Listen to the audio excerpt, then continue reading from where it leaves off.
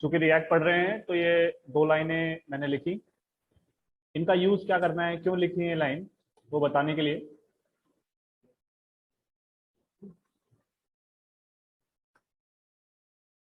React के method React DOM, sorry React के object React DOM से मैंने एक रेंडर फंक्शन निकाला।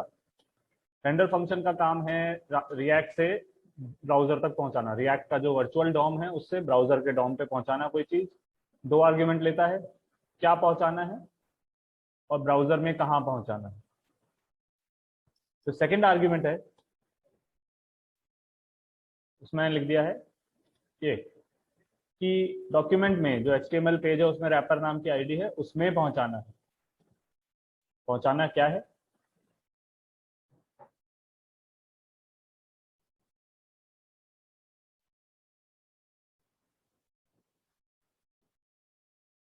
एक H1 टैग इसके अंदर मैंने डायरेक्टली लिख दिया है और उसमें हेलो वर्ल्ड लिख दिया है। मजेदार बात जो आप देखेंगे इसमें कहीं कोट्स नहीं है, कहीं सेमीकोलन वगैरह कॉन्कैटिनेशन कुछ नहीं कराया मैंने, क्योंकि ये जो आप लिख रहे हैं ये ना प्योर HTML है ना प्योर जावास्क्रिप्ट है, ये JSX है, जावास्क्रिप्ट और XML का मिश्रण। JSX का सिंटैक्स कुछ ऐसा ही है।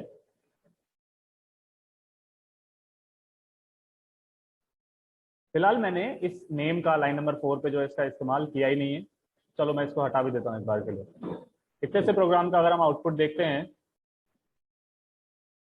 कंपाइल होगा ये, सक्सेस, ब्राउजर में कुछ तकलीफ आ रही है, हेलो वर्ल्ड। इतने से प्रोग्राम में आप जो टेक अवे लेना है आपको वो ये है, रिएक्ट में हमेशा हमें इन दो कंपोनेंट्स को इंपोर्ट करना पड़ेगा। रिएक्ट के डॉम से ब्राउजर पे जो भी भेजना है वो रेंडर फंक्शन के थ्रू जाएगा, दो आर्ग्यूमेंट लेगा, क्या और ब्राउजर के डॉम में कहाँ, क्या भेजना है कहाँ भेजना है। क्या भेजना है वहां पे फिलहाल मैंने दिया है एक एक्सप्रेशन, एक्सप्रेशन यानी कि कोई टैग, सिंपल सा टैग, बट JSX के तरीके से, कोट्स और कॉन्कैटिनेशन के बिना। ठीक है, यहाँ पे आप चाहें तो कोई वेरिएबल भी भेज सकते थे। ठीक है, अब मैं बना रहा हूं एक वेरिएबल, लेट से बनाए वैट से बनाए, अगर कॉन्स्टेंट चाहिए तो कॉन्स्ट से बनाए, वो आपकी इच्छा पे है। चलिए जॉन डो कर देते हैं। मैं चाहता हूं इस वेरिएबल की वैल्यू ब्राउजर के डॉम तक जाए। वेरिएबल्स रिएक्ट एक्सप्रेशंस में डालने का तरीका है कर्ली ब्रेसेस में, इस तरीके से जाएगा, कोट्स वगैरह की जरूरत नहीं है, कॉन्कैटिनेशन की जरूरत नहीं है। कंपाइल्ड, H1 के अंदर अब उस वेरिएबल की जो वैल्यू थी वो आ गई है। यहाँ से टेक अवे ये है, वेरिएबल्स वगैरह आपको इस तरह से असाइन करने हैं। बात समझ रहे हैं, उससे कोई फर्क नहीं पड़ेगा यहाँ लेट है, वेर है या कॉन्स्ट है, लिखने का तरीका बिल्कुल वही है अभी भी। आउटपुट में आप देखेंगे कोई चेंज नहीं।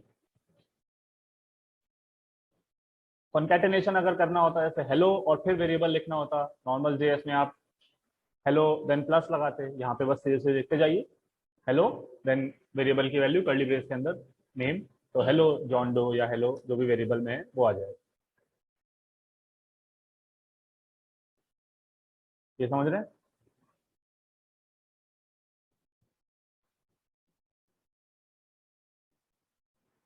एक सिंपल स्ट्रिंग वेरिएबल की बजाय अगर मैं यहाँ पे एक ऑब्जेक्ट ले लूँ, उस ऑब्जेक्ट से वैल्यूज को देन नीचे पास कराऊं, वो भी आप कर सकते हैं। ऑब्जेक्ट बस इसलिए ले लें थोड़ी सी कॉम्प्लेक्सिटी बढ़ जाए और कुछ नहीं है।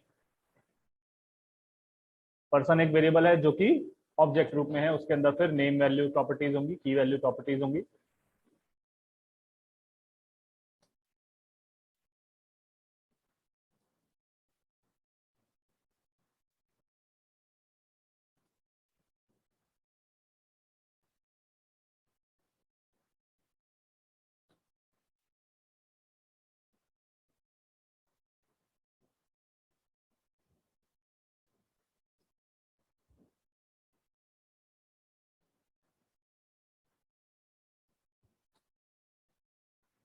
ये चीज समझ पा रहे हैं, कोई भी डाउट नहीं है इसमें। प्रिंट भी हो जाएगा हेलो पर्सन से name full stop, you are a person से प्रोफेशन। ट्राई कर लेते हैं, कोई एरर नहीं है, अच्छी बात है।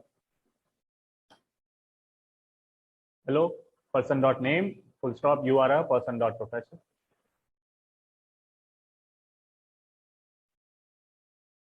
ऐसा नहीं है, हम यहाँ पर सिर्फ टैग एक्सप्रेशन ही डालेंगे। यहाँ पे आप पूरे बकायदा कंपोनेंट्स भी डाल सकते हैं।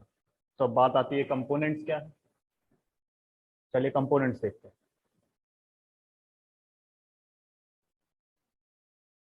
कंपोनेंट्स पे हम एक बार पहले भी बात कर चुके हैं। दो तरह के कंपोनेंट होते हैं, एक होता है फंक्शनल कंपोनेंट या नॉर्मल कंपोनेंट, जिसमें फंक्शन बनता है, और एक होता है क्लास कंपोनेंट, जिसमें आप क्लास बनाते हैं।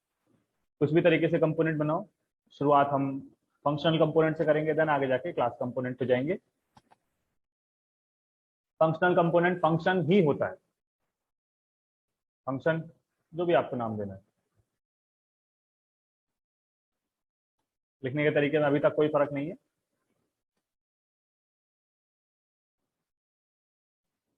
सेकंड चीज वही है कि कहाँ डालना है। मैंने कहा रैपर आर्म के आईडी में डालना है।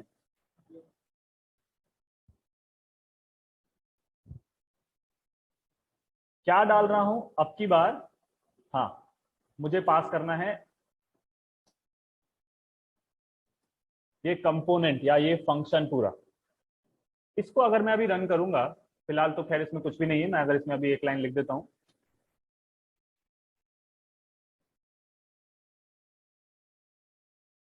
हमें एक वार्निंग एरर दिखाई देगी। सेव कर दिया फाइल को, हाँ, ओके, कोई बात, चेक करके रन हो रहा है क्या? हाँ, नीचे आपको कंसोल में एरर दिखाई दे रहा है। यहाँ पे कंपोनेंट नेम रिएक्ट में कैपिटलाइज यानी फर्स्ट लेटर कैपिटल होना जरूरी है। चाहे फंक्शनल कंपोनेंट बनाए चाहे क्लास कंपोनेंट बनाए, फंक्शंस और क्लास के नाम को कैपिटलाइज करने का वनीला जावास्क्रिप्ट में कोई ऐसी कंपल्सन नहीं था, यहाँ है। यानी ये जो कंपोनेंट आपने बनाया है इसको कैपिटल से होना है, और फिर नीचे जब ये जाएगा तो ये भी कैपिटल से ही जाएगा। ये जो सिंटेक्स है ये एक्सएमएल बेस्ड है। इसका मतलब है कि ग्रीटिंग नाम का टैग या कंपोनेंट ओपन भी होगा, क्लोज भी होगा। एक्सएमएल एक स्ट्रिक्टर लैंग्वेज और स्ट्रिक्टर वर्जन था एचटीएमएल का, वहां पे हर टैग को क्लोज होना होता था, इवन एम्प्टी टैग्स को भी। तो इस तरह से ग्रीटिंग को क्लोज होना है। इसी को शॉर्ट में मैंने लिख दिया था, ये फंक्शन भी बंद होंगे क्योंकि वो फंक्शन एज अ कंपोनेंट है। वो फंक्शन एज अ कंपोनेंट, अभी मैं एक फंक्शन बनाऊंगा जो कि कंपोनेंट नहीं होगा, उसको ऐसा क्लोज करने की जरूरत नहीं रहेगी, पर जो आप फंक्शन एज अ कंपोनेंट बना रहे हैं उनको क्लोज करना जरूरी रहेगा। अब हम देखें, अच्छा इस चीज की देखिए, यहाँ पे ब्राउजर में एरर, सॉरी कमांड प्रॉम्प्ट में एरर नहीं आई थी, यानी ये कंपाइल टाइम एरर नहीं थी, रन टाइम पे मालूम चला उसको। Compile time error, run time error, C से डिफरेंस आपको मालूम होगा। जिसने पढ़ी अच्छी बात, नहीं पढ़ी कोई दिक्कत नहीं। हमने कंसोल लॉग हेलो वर्ल्ड कहा था, कंसोल में आपको हेलो वर्ल्ड दिखाई दे रहा है। क्या हुआ, हाँ, कोई दिक्कत नहीं, स्क्रीन पे कुछ भी रेंडर नहीं हुआ, ठीक है, कोई बात नहीं, हमारा काम तो हो रहा था। फिलहाल के लिए हमारा काम हो गया है। एरर को हम थोड़ी देर के लिए इग्नोर कर सकते हैं। कंपोनेंट चाहे क्लास हो चाहे फंक्शन हो, उसके अंदर आपको एक मेथड या फंक्शन तो बनाना ही रहेगा, नाम है जिसका रिटर्न।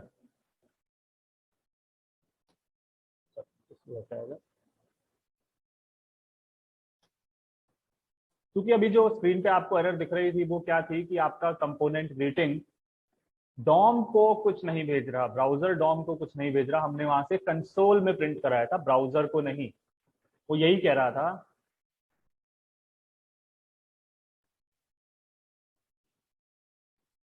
अच्छा वो चला गया एरर, कोई बात नहीं, कोई दिक्कत नहीं। वो यही कह रहा था आपने कुछ ब्राउजर डॉम को नहीं दिया, यहाँ से आप जब रेंडर करने को कह रहे हैं ग्रीटिंग कंपोनेंट, तो ग्रीटिंग कंपोनेंट क्या रेंडर करेगा?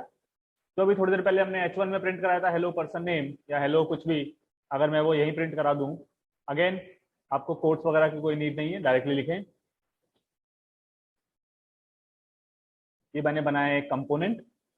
कंपोनेंट कुछ नहीं होता, रीयूजेबल कोड फंक्शन जो होता है। मैंने कहा वो फंक्शन ब्राउजर में, ब्राउजर डॉम पे भेज दीजिए। ब्राउजर डॉम में कहा, रैपर आईडी में भेज दीजिए। कोई एरर नहीं है यहाँ पर। हेलो वर्ल्ड, अब भी आउटपुट में आपको कोई डिफरेंस नहीं दिख रहा है, H1 में हेलो वर्ल्ड प्रिंट हो रहा है। फर्क ये है, अब आपका ये H1 हेलो वर्ल्ड जो है एक रीयूजेबल कंपोनेंट है, मतलब आप इसे कहीं भी कितनी बार भी यूज कर सकते हैं। कोड में लाइन नंबर 5 पे, लाइन नंबर 50 पे, किसी दूसरी फाइल में भी रख सकते हैं इसको। तो आगे देखें, हम आगे जाके हम देखेंगे कंपोनेंट्स को स्प्लिट करने का। चलिए मैं यही बता देता हूँ, कंपोनेंट के अंदर भी कंपोनेंट कॉल कर सकते हैं आप, जरूरी नहीं है आपका सारा कोड एक ही फाइल में हो।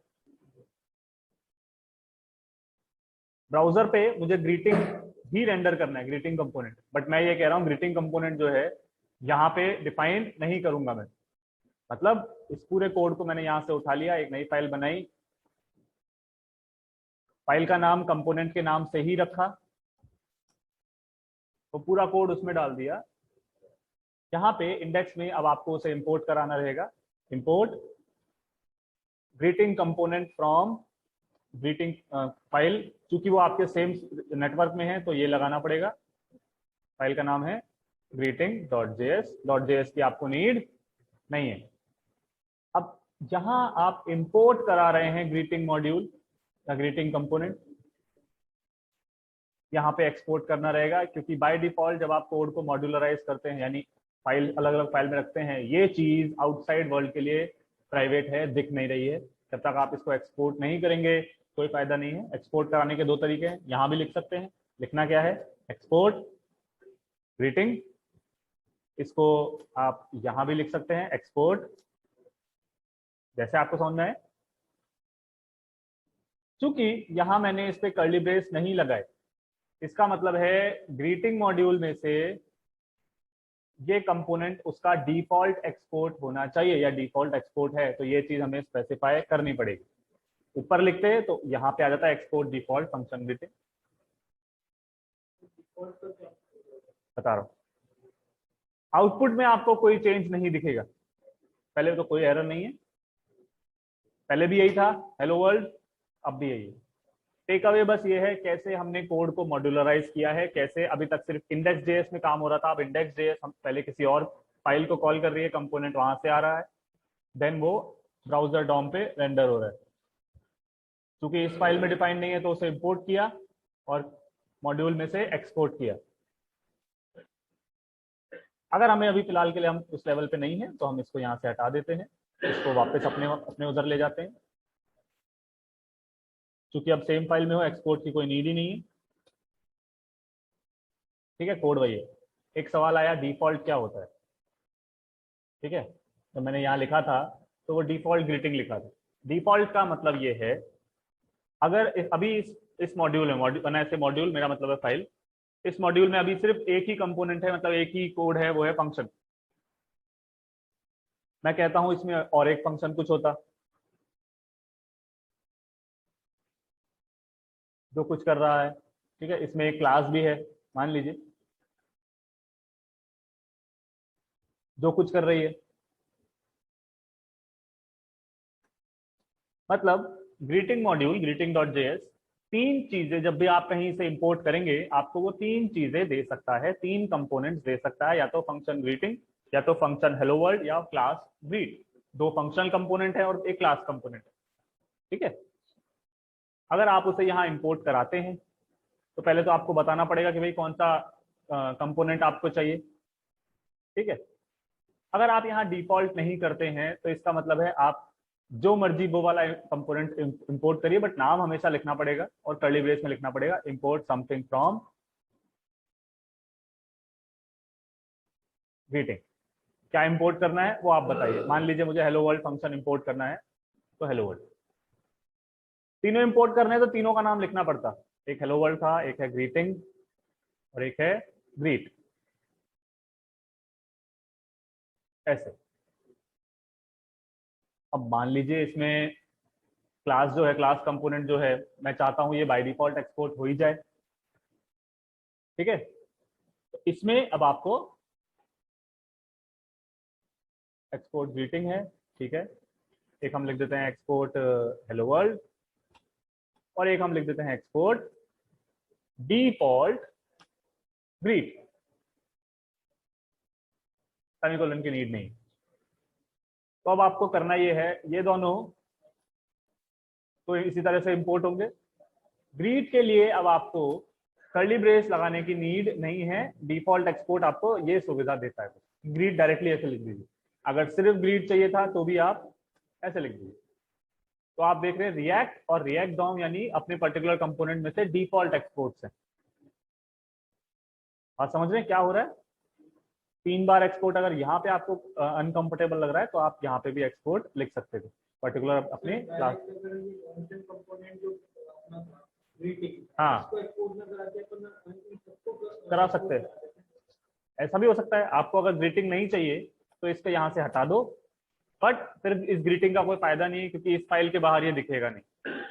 अगर इस फाइल में आपने मॉड्यूल में आपने बनाया है तो वो इसलिए बनाया हुआ कहीं ना कहीं से यूज करोगे, यूज करने के लिए उसे एक्सपोर्ट कराना पड़ेगा because modules are by default private. अगर बनाया है तो कहीं यूज करने के लिए बनाया होगा और यूज करना है तो एक्सपोर्ट करना पड़ेगा मॉड्यूल। हाँ हाँ इसी फाइल के अंदर। हाँ डिफॉल्ट इस तरह से काम कर रहा है, फिलहाल मुझे इन दोनों की नीड नहीं है। एक्सपोर्ट डिफॉल्ट ग्रीटिंग, यहाँ पे चूंकि मैंने डिफॉल्ट कर दिया है मुझे इसकी नीड नहीं है, ग्रीट अभी कुछ है नहीं। इस तरह से हो सकता था। फिलहाल मुझे ग्रीटिंग जेएस की कोई नीड नहीं है, मैंने इसको हटा दिया, मेरा ग्रीटिंग कंपोनेंट यही है। सिंपल है, समझ रहे हैं?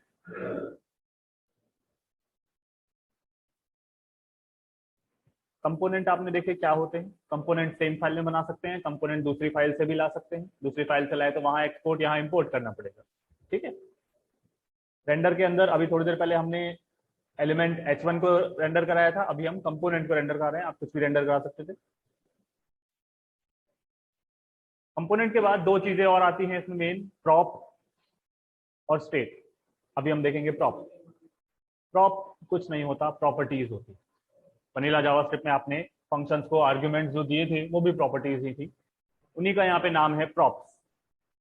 आप प्रॉप्स पास कर सकते हैं, प्रॉप्स कलेक्ट कर सकते हैं, गेट कर सकते हैं। ठीक है। यहाँ पे मैं कह रहा हूँ कि ग्रीटिंग मॉड्यूल को रेंडर करिए और ग्रीटिंग मॉड्यूल की डेफिनेशन ये है। ग्रीटिंग मॉड्यूल आपको जो दे रहा है वो है हेलो वर्ल्ड। मैं चाहता हूँ यहाँ पे आए हेलो और एक नाम। ठीक है, तो यहाँ पे मैंने अभी तो फिलहाल के लिए लिख दिया सिर्फ हेलो और एक स्पेस देके छोड़ दिया। इस ग्रीटिंग मॉड्यूल को मैं एक प्रॉप पास कर रहा हूँ, प्रॉपर्टी पास कर रहा हूँ, या आप कह सकते हैं मैं आर्ग्यूमेंट पास कर रहा हूँ। देने का तरीका बड़ा ही सिंपल है। क्या दे रहे हैं? नेम और उसकी वैल्यू। ठीक है, ऐसे नहीं देना है, जो जाएगी वो ऐसे जाएगी। तो ये कह दिया मैंने, नहीं ये नॉर्मल ऐसे ही जाएगी, बिल्कुल नॉर्मल तरीके से। ठीक है। रिएक्ट में जब भी किसी कंपोनेंट को कोई आर्ग्यूमेंट आप पास करते हैं, है ना, उसको रिसीव करने में नाम आपको प्रॉप्स ही रखना है। वनीला जेएस में तो हमारे पास हाथ में था, यहाँ पे किसी भी कंपोनेंट को जब आर्ग्यूमेंट मिलते हैं वो प्रॉप्स के रूप में ही मिलते हैं, और प्रॉप्स हमेशा एक ऑब्जेक्ट ही होगा। प्रॉप्स प्रॉपर्टीज कीवर्ड है, यस प्रॉप्स भी कीवर्ड है, स्टेट भी कीवर्ड है जिसे आप चेंज नहीं करेंगे। प्रॉप्स। ठीक है। मैं यहाँ चाहता था कि हेलो और जो भी नाम नीचे से मैंने पास किया है वो यहाँ पे आए। ठीक है। क्योंकि प्रॉप्स एक ऑब्जेक्ट है, ऑब्जेक्ट के अंदर से आपको नेम की वैल्यू पता करनी है, तो प्रॉप्स डॉट नेम।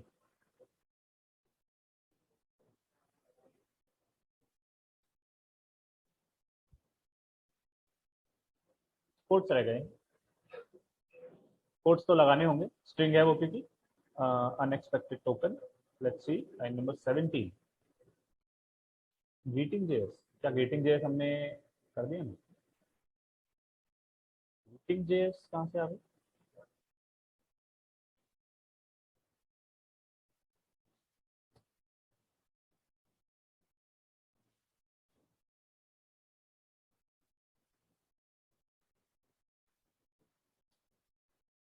ओके, तो काम करते हैं, इसको हटा ही देते हैं इस बार के लिए, कोई दिक्कत नहीं है। ग्रीटिंग जेएस कोई क्यों पकड़ रहा है अभी भी?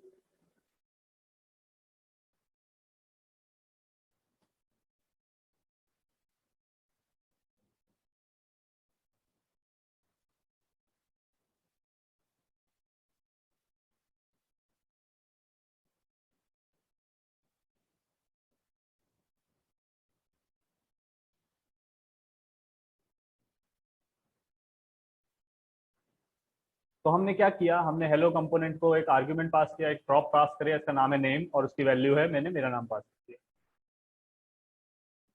किसी भी कंपोनेंट को जब आप कोई आर्ग्यूमेंट देते हैं रिएक्ट में, वो प्रॉप्स के नाम से पास होता है और वो एक ऑब्जेक्ट होता है हमेशा।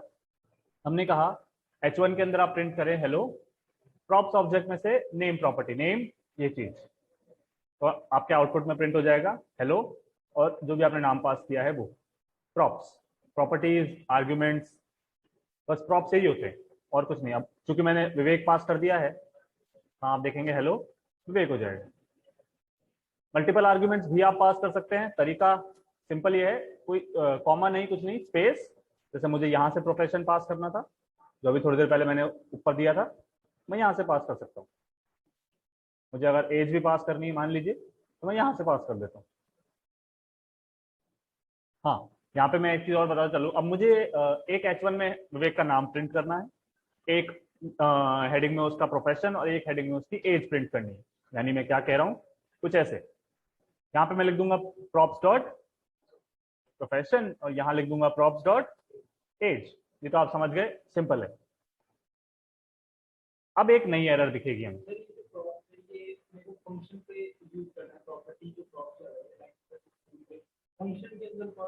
कंपोनेंट के अंदर, चाहे वो क्लास कंपोनेंट है चाहे वो फंक्शनल कंपोनेंट है।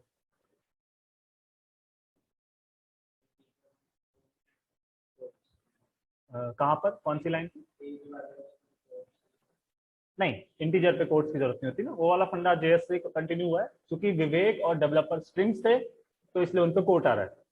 22 is a number, integer. JavaScript में इंटीजर नहीं नंबर ही होता है, फ्लोट भी नंबर है और इंट भी नंबर ही है, तो नंबर होता है जावास्क्रिप्ट में। तो अब हमें एक एरर दिखाई देगी, हाँ लाइन नंबर 19 पे एरर कह रहा है, वो 18 तक सब कुछ सही था। ये एरो दिख ही रहा है आपको, कैरेट का साइन। क्या कह रहा है, adjacent JSX elements must be wrapped in an enclosing tag. Adjacent JSX element का मतलब ये है, एक जेएसएक्स है ये, एक जेएसएक्स है ये और एक जेएसएक्स है ये, तीन जेएसएक्स जावास्क्रिप्ट एक्सएमएल एलिमेंट्स हैं आपके पास। वो ये कह रहा है अगर आप मल्टीपल टैग्स रिटर्न कर रहे हो कंपोनेंट में से, तो उनको एक टैग में एनक्लोज करो, एक पेरेंट होना चाहिए। बेसिकली आपको एक इनका पेरेंट डिव बना देना है, इन तीनों को एक डिव में डाल दीजिए, बस यही चीज बताना चाह रहा था।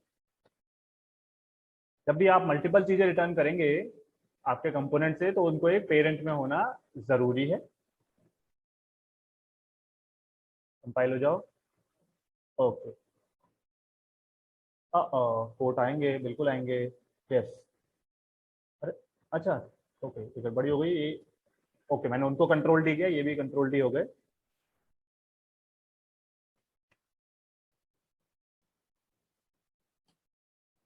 हाँ कोट आएगा, वो यही कहना चाह रहा है, ओके। 22 भी फिर हाँ कोट्स में आएगा। Compiling and success. हेलो 22 वाला की मतलब का नहीं है, बट हमें देखने, टेक अवे यहाँ से ये था, क्योंकि मल्टीपल चीजें रिटर्न करा रहे हैं, मल्टीपल जावास्क्रिप्ट जेएसएक्स फ्रेगमेंट्स अगर रिटर्न करा रहे हैं, तो उनको एक पेरेंट में डालना है। हाँ, और नंबर भी यहाँ पर कोट्स में आएगा। मल्टीपल आर्ग्यूमेंट्स हमने पास किए हैं, एक नेम, प्रोफेशन और एज। रिएक्ट में जितने भी आर्ग्यूमेंट्स आप किसी कंपोनेंट को पास करेंगे, वो एक सिंगल ऑब्जेक्ट में मिलेंगे आपको, जिसका नाम आपको प्रॉप्स ही रखना है। चूंकि ऑब्जेक्ट है तो प्रॉप्स डॉट की नेम, इंडेक्स या की जो भी है वो आ जाएगा, props dot name, props dot profession और प्रॉप्स डॉट एज। अगर इसको मैं सिंगल फ्रेम में, सिंगल उसमें डाल रहा होता फ्रेगमेंट में, सिंगल H1 में, तो मुझे डिव की कोई नीड नहीं थी। कहने का मतलब ये है, अगर मैं इसको ऐसे कर रहा होता एक ही H1 में,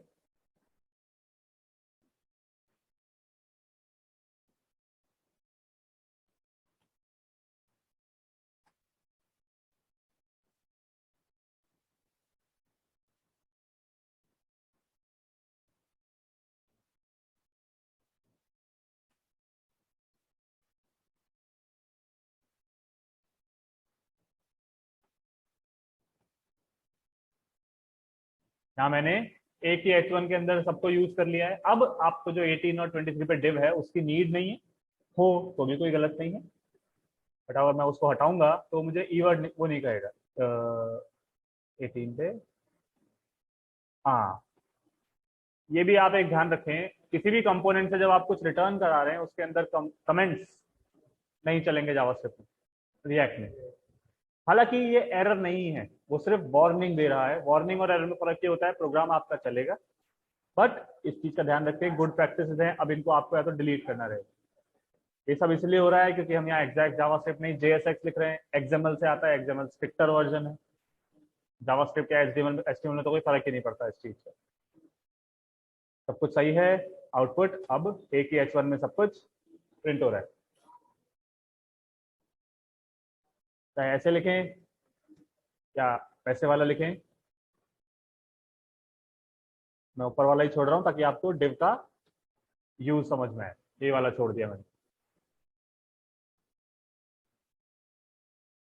प्रॉप्स, प्रॉपर्टीज समझ रहे हैं आप, सिंपल है। ध्यान रखने की चीज ये है, प्रॉपर्टीज हमेशा एक ऑब्जेक्ट के तौर में मिलेगी, ठीक है। मल्टीपल प्रॉपर्टी आर्ग्यूमेंट्स अगर भेजते हैं तो भी वो ग्रुप हो जाएंगे रिएक्ट में। आपको उन्हें कैच, रिसीव, प्रॉप्स नाम से ही करना है, दूसरा नाम नहीं लगाइएगा, नहीं चलेगा। समझ रहे हैं? मीटिंग को रिस्टार्ट कर लीजिए एक बार सब लोग, जैन आप भी।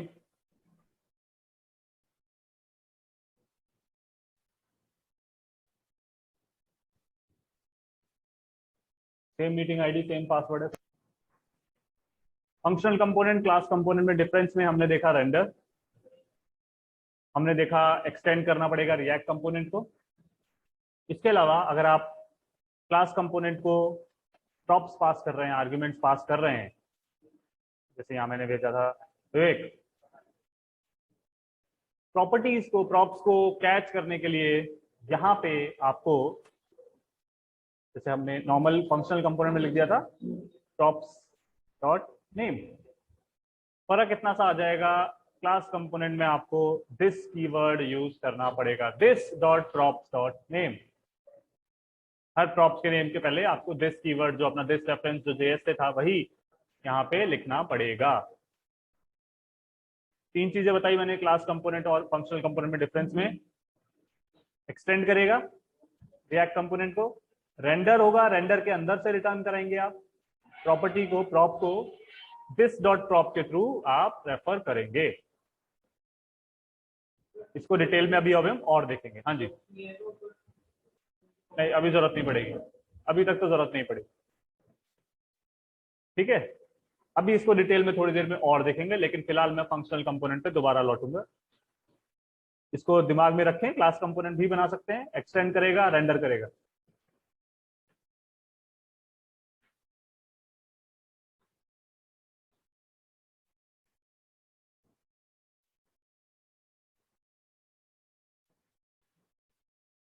एक कंपोनेंट के अंदर से आप दूसरे कंपोनेंट को भी कॉल कर सकते हैं, कंपोनेंट में कंपोनेंट कॉल हो सकते हैं। हमने किए ही अभी थोड़ी देर पहले किए भी थे। सेम फाइल में भी कॉल हो सकते हैं, डिफरेंट मॉड्यूल्स बना के भी कॉल आप कर सकते हैं।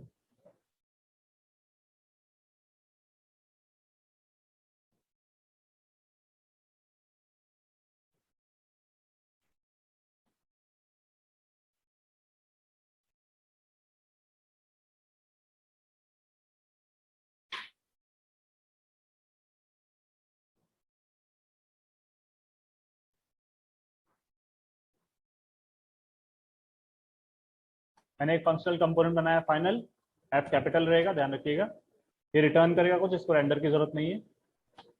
अब यहां मैं एक दूसरे कंपोनेंट को कॉल करना चाह रहा हूं, तो मैं उसको नाम दे देता हूं फर्स्ट।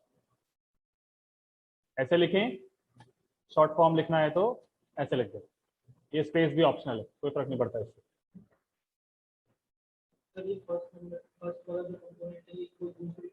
दूसरी फाइल से भी आ सकता है, अगर दूसरी फाइल से ला रहे हैं तो इंपोर्ट कराना है, आप सिंपली यहां बना सकते हैं, बनाई नहीं है, ठीक है।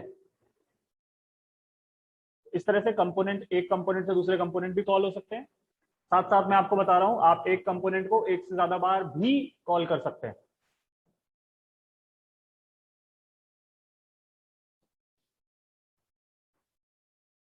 इसके अंदर से मैंने रिटर्न कराया कुछ,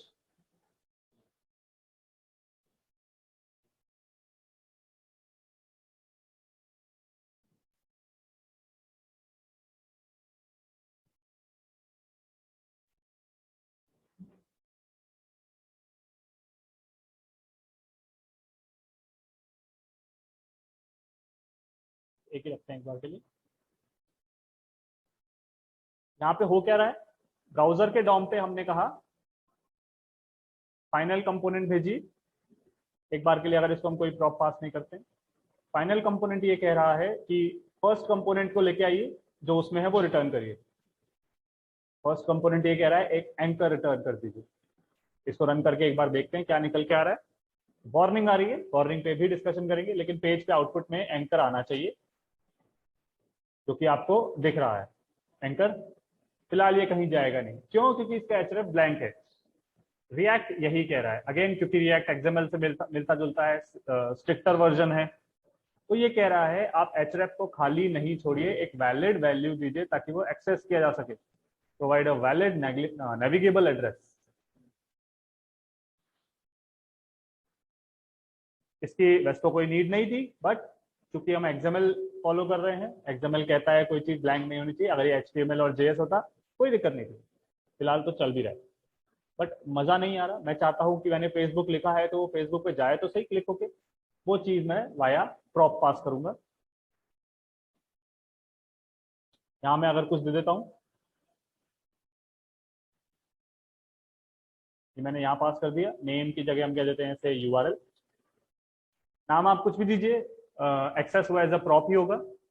ये फाइनल को जाएगा तो फाइनल को प्रॉप्स के नाम से मिलेगा, ठीक है। अब प्रॉप्स फाइनल हालांकि किसी और को कॉल कर रहा है, तो ये प्रॉप्स वहां से उस तक जाने चाहिए, नहीं पहुंचेंगे तो कोई मतलब ही नहीं है।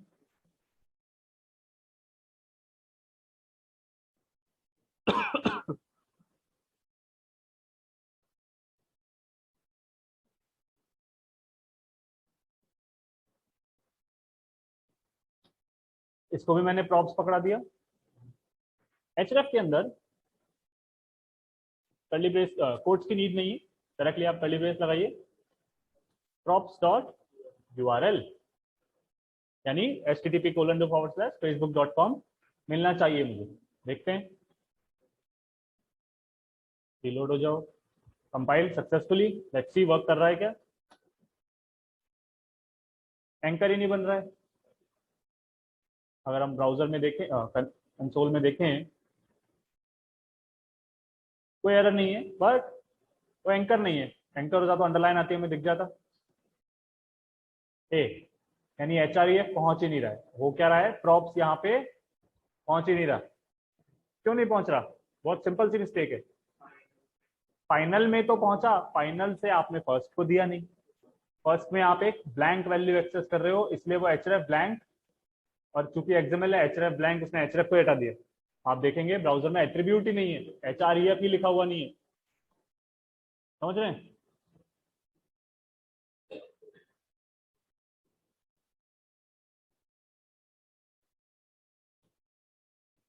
डायरेक्टली प्रॉप्स पास हो जाएगा क्या, चेक करते हैं। प्रॉप्स, हाँ, नहीं,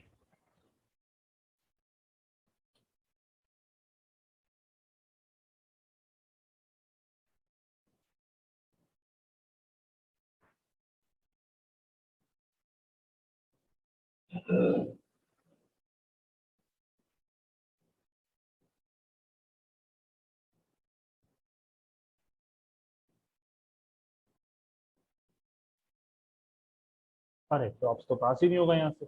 एक कंपोनेंट से दूसरे कंपोनेंट का भी प्रॉप्स पास करना आपने स्टेट के थ्रू सीखा होगा। ओके, चलिए थोड़ा सा हम इसमें चेंज करना पड़ेगा।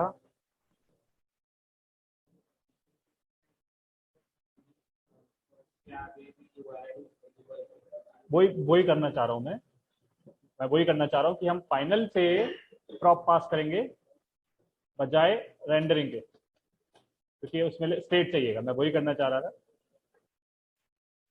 तो जो नीचे पास किया था मैंने, फिलहाल के लिए मैं वो ऊपर ही पास कर देता हूँ, facebook.com।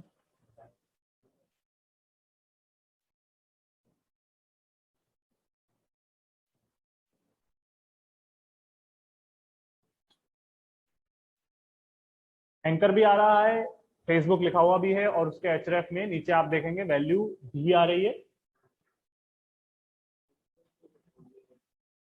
अब एक मिनट दीजिए, एक मिनट दीजिए।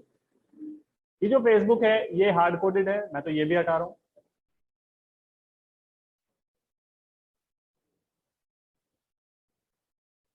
यहाँ भी मैंने एक प्रॉप लिख दिया। अब चूंकि ऊपर दो वैल्यूज मैं रीड कर रहा हूं, तो यहाँ से दो वैल्यूज पास होनी चाहिए।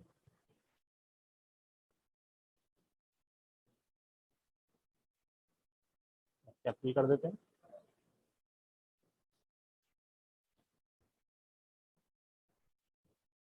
मल्टीपल बार कैसे कंपोनेंट को रीयूज किया जा रहा है वो मैं आज बता रहा हूँ आपको।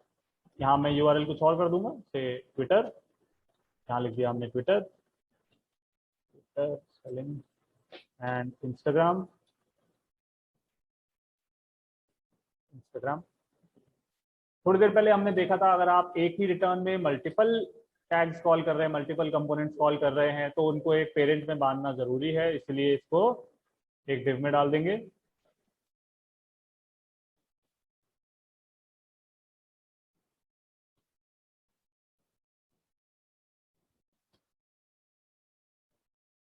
फेसबुक भी आ गया है, ट्विटर भी आ गया है, इंस्टाग्राम भी आ गया है। हुआ क्या है इसमें, इसमें हुआ ये है, 3 एंकर टैग्स बने हैं जिनका HREF डायनेमिकली आया है, जिनका नाम, वेब पेज का नाम डायनेमिकली आया है।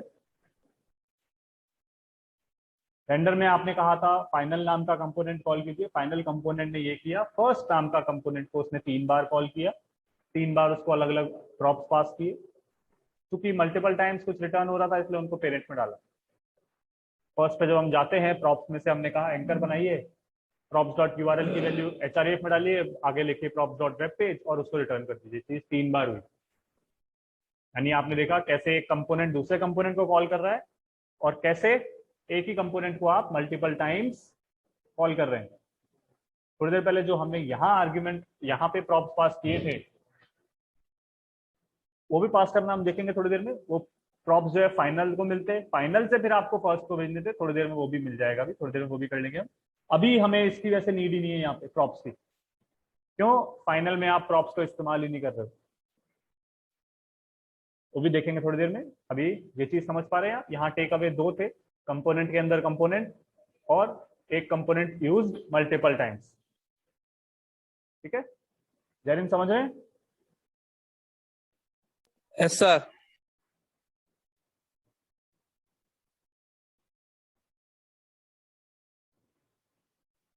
हमारे सामने एक कंपोनेंट है जिसका नाम है कमेंट, फंक्शनल कंपोनेंट है कमेंट।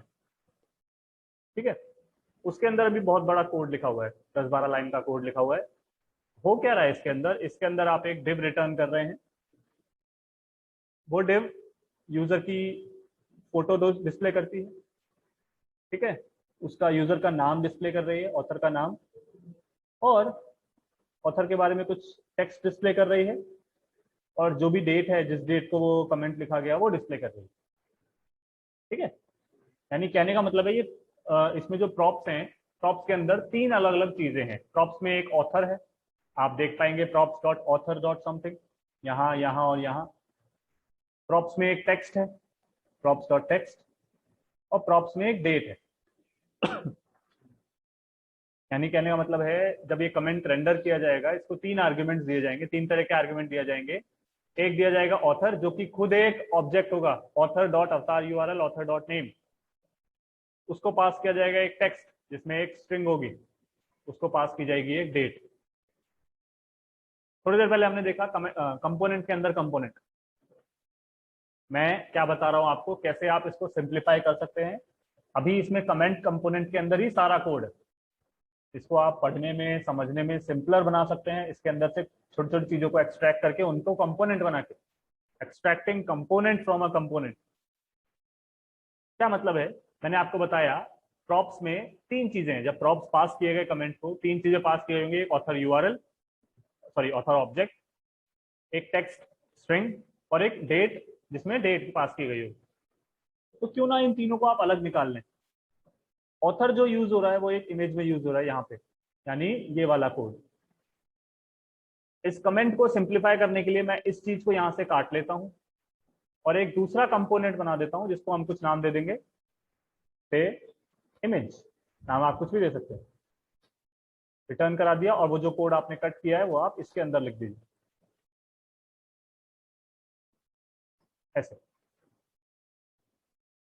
क्योंकि प्रॉप्स यहाँ यूज होंगे तो प्रॉप्स इसको देने पड़ेंगे, प्रॉप्स इसको देने पड़ेंगे तो यहाँ पे आपको पास भी करने पड़ेंगे। तो जो कोड मैंने जहां से कट किया, अब आपको वहां पे इमेज कंपोनेंट कॉल करना पड़ेगा इस तरह से, सॉरी आई कैपिटल आएगा, क्लोज भी होगा यानी इस तरीके से। ये तो आप खाली हाथ पास कर रहे हो उसे, पर मैंने कहा चूंकि ये प्रॉप्स को यूज कर रहा है तो प्रॉप्स यहाँ से देने भी पड़ेंगे। बात समझ रहे हो?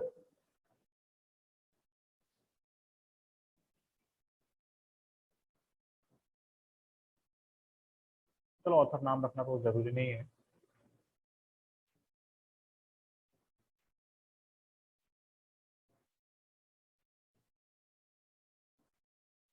यही चीज हमने करी, ठीक है।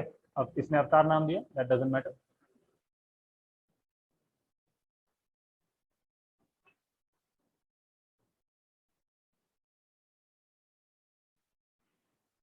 क्योंकि इमेज कंपोनेंट को कुछ आर्ग्यूमेंट देना है तो यहाँ पे कुछ पास भी करना पड़ेगा। मैंने कह दिया फोटो, दिया क्या उसे, एक ऑब्जेक्ट,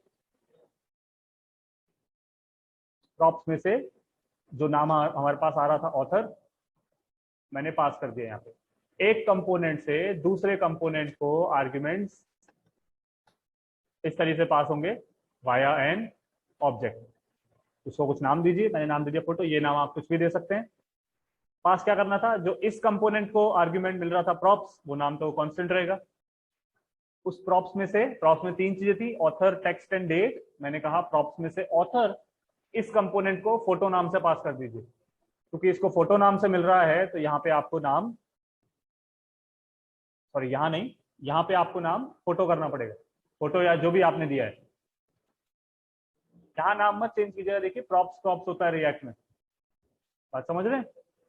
यहाँ पे चेंज हो जाएगा कि प्रॉपर्टीज तो मिल रही हैं बट उसमें जो ऑब्जेक्ट है वो फोटो नाम से मिल रहा है आपको, कि यहाँ आपने फोटो दिया है, कुछ और देते तो कुछ और उसमें से अवतार यूआरएल और नेम जो आ रहा है वो आईएमजी में जो डेटा आ रहा है वो आ रहा है जो कमेंट को मिल रहा था। एक रेंडर फंक्शन होगा कहीं ना कहीं जो हमने बना नहीं रखा, रेंडर में हो रहा है कमेंट और उसको ये तीनों चीजें पास की जा रही थी, वो अभी मैंने बनाया नहीं कि वो मुद्दा नहीं है अभी। डेटा फ्लो इस तरह से चले, ठीक है, वो मैं बता देता हूँ। रिएक्ट डॉम डॉट रेंडर, जहां पे जो कंपोनेंट कॉल हो रहा है वो है कमेंट, और कहाँ पास होना है वही document query selector hash wrapper. अब इस कमेंट को तीन चीजें पास हो रही थी, ठीक है। एक ऑथर जो कि है एक क्या बोलते हैं ऑब्जेक्ट, एक डेट और उससे पहले जा रहा था टेक्स्ट जिसमें कुछ स्ट्रिंग थी, और एक जा रही थी डेट जिसमें कोई डेट थी। ये तीनों चीजें एज प्रॉप्स मिली कमेंट को। कमेंट में से हमने कहा प्रॉप्स में जो आपको ऑथर ऑब्जेक्ट मिल रहा है वो तो आप फोटो नाम से आईएमजी कंपोनेंट को दे दो, ठीक है। आईएमजी कंपोनेंट ये कह रहा है प्रॉप्स तो आपको मिल रहे हैं, उसमें से एक इमेज बनाओ, एसआरसी में जो भी था वो डाल दो और ऑल्ट में जो ये है वो डाल दो, ठीक है। इस तरीके से आप चाहे तो टेक्स्ट को भी अलग कर सकते हैं, मतलब ये जो कोड है इसको यहाँ से एक्सट्रैक्ट कर लीजिए। जैसे हमने 78 पे आईएमजी कंपोनेंट बनाया, यहाँ पे आप एक दूसरा कंपोनेंट बना दीजिए, से मैंने कह दिया टेक्स्ट, नाम कुछ भी दे सकते हैं उसे। उसको जो प्रॉप से टेक्स्ट मिल रहा था वो पास करना है मुझे, उसको मैं एक ऑब्जेक्ट नाम से दे दूंगा, क्या, प्रॉप्स में से जो मुझे टेक्स्ट मिल रहा है वो दे दीजिए उसको। बंद करना रहेगा ही, जरूरी है।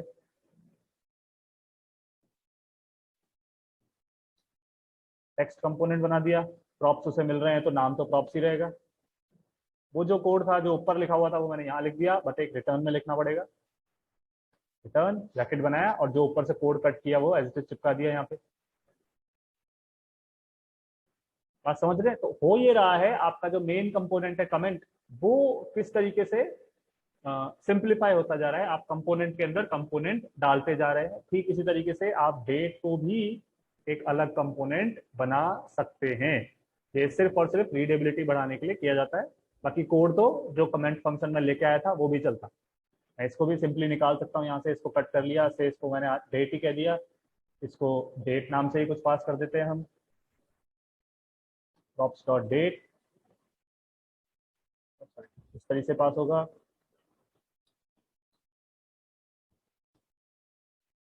फिर यहाँ पे आपको डेट कंपोनेंट बनाना पड़ेगा।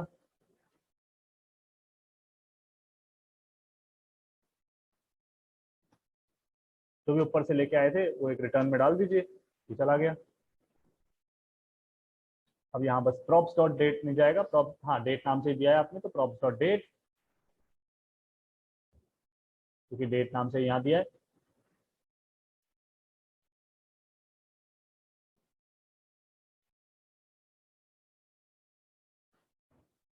यहाँ पे जाएगा एक्चुअली ये प्रॉप्स डॉट टेक्स्ट और यहाँ जाएगा डॉट डेट। ये डबल क्यों हुआ समझ रहे हैं?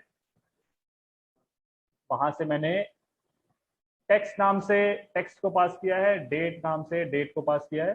अच्छा, यहाँ मुझे दिखाई दे रहा है डेट एक कीवर्ड हो सकता है, ये दिक्कत करेगा, तो इसलिए मैं इसको डेट कंपोनेंट डेट सी कह देता हूँ। नाम चेंज कर देते हैं बेसिकली, ऊपर नाम चेंज किया है तो यहाँ भी नाम चेंज कर।